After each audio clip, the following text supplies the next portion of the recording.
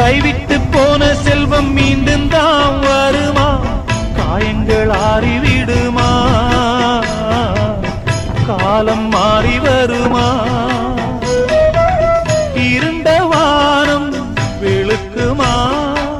நெஞ்சுக்கு அமைதி கிடைக்குமா? இருண்ட வானம் வெளுக்குமா? நெஞ்சுக்கு அமைதி கிடைக்குமா? அம்மாடி என்ன செய்ய மன்னிக்கணும் என்னத்தான் யார்கிட்ட சொல்லி அழுவேன்? ராத்திரிக்கு கொஞ்சம் ஊத்திக்கிறேன், நொந்த மனச கொஞ்சம் தேத்திக்கிறேன்.